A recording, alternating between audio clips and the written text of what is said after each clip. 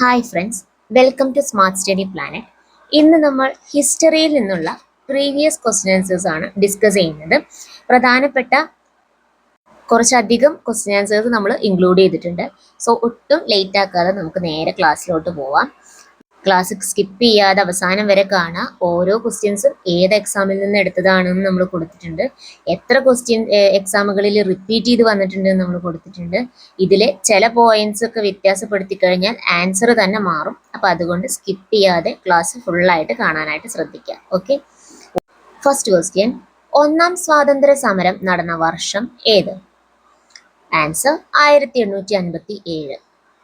ഒന്നാം സ്വാതന്ത്ര്യ സമരം 1857 മെയ് മാസത്തിൽ ആരംഭിച്ച സ്ഥലം ഏത്? മീററ്റ്. ഒരു ഇരുണ്ട പശ്ചാത്തലത്തിലെ പ്രകാശമാനമായ ബിന്ദു. ജവഹർലാൽ നെഹ്റു ആരെക്കുറിച്ചാണ് ഇങ്ങനെ അഭിപ്രായപ്പെട്ടത്? ഝാൻസി റാണി. ഇന്ത്യൻ സ്വാതന്ത്ര്യ സമരത്തിലെ ആദ്യ രക്തസാക്ഷി മംഗൾ പാണ്ഡെ. 1857 ഒന്നാം സ്വാതന്ത്ര്യ സമരകാലത്ത് ലക്നൌവിൽ കലാപം നയിച്ചത് ആര്? ബീഗം ഹസ്രത് മഹലാണ് ലക്നൌവിൽ കലാപം നയിച്ചത്. 1857 വിപ്ലവത്തിന്റെ താൽക്കാലിക വിജയത്തെ തുടർന്ന് വിപ്ലവകാരികൾ ഡൽഹിയിൽ ചക്രവർത്തിയായി വാഴിച്ചത് ആരെയാണ്? ബഹദൂർ ഷാ രണ്ടാമനെ ആയിരുന്നു. 1857 ഒന്നാം സ്വാതന്ത്ര്യ സമര കാലഘട്ടത്തിൽ ഇന്ത്യയിലെ ഗവർണർ ജനറൽ ആരായിരുന്നു? കാനിങ്. ഈസ്റ്റ് ഇന്ത്യ കമ്പനിയിൽ നിന്നും ഇന്ത്യയുടെ ഭരണം ബ്രിട്ടൻ ഏറ്റെടുത്തത് ഏതു വർഷമായിരുന്നു? 1858. ഇംഗ്ലീഷ് ഈസ്റ്റ് ഇന്ത്യ കമ്പനിയുടെ അവസാനത്തെ ഗവർണർ ജനറലും ആദ്യത്തെ വൈസ്രോയിയും ആരായിരുന്നു? കാനിങ് പ്രഭു. വിക്ടോറിയ രാജ്ഞിയുടെ വിളംബരവുമായി ബന്ധപ്പെട്ട ആക്ട് ഏത്? 1858 ആക്ട്. ഇന്ത്യയെ കണ്ടെത്തൽ എന്ന കൃതി രചിച്ചത് ആര്? ജവഹർലാൽ നെഹ്റു. ഇന്ത്യൻ സ്ട്രഗിൾസ് എന്ന കൃതിയുടെ കർത്താവ് സുഭാഷ് ചന്ദ്രബോസ് ആണ്. ഇന്ത്യൻ സ്ട്രഗിൾസ് എന്ന കൃതിയുടെ കർത്താവ്. ഇന്ത്യൻ അസ്വസ്ഥതയുടെ പിതാവ് എന്ന പുസ്തകം ആരെ കുറിച്ചുള്ളതാണ്? ബാലഗംഗാധര തിലകിനെ കുറിച്ച് രചിച്ച പുസ്തകമാണ് ഇന്ത്യൻ അസ്വസ്ഥതയുടെ പിതാവ്. ബ്രിട്ടീഷ് ഇന്ത്യയിലെ നീലം കർഷകരുടെ ദുരിതം വിവരിക്കുന്ന നാടകം നീലദർപ്പൺ.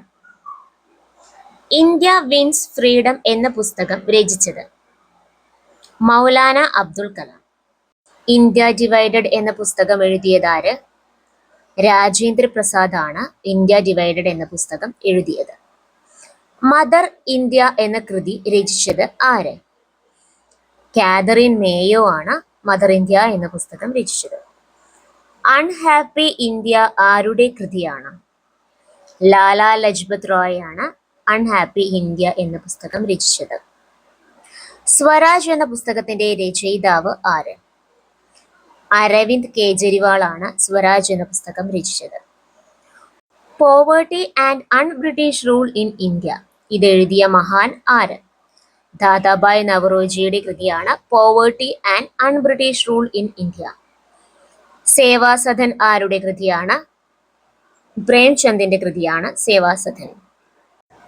ലോക് നായക് എന്ന പേരിൽ അറിയപ്പെടുന്നത് ആര്? ജയപ്രകാശ് നാരായൺ ആണ് ലോക് നായക് എന്ന പേരിൽ അറിയപ്പെടുന്നത്. പഞ്ചാബിന്റെ സിംഹം എന്നറിയപ്പെടുന്ന വിപ്ലവകാരി ആര്? ലാലാ ലജ്പത് റായ് ആണ് പഞ്ചാബിന്റെ സിംഹം എന്നറിയപ്പെടുന്നത്.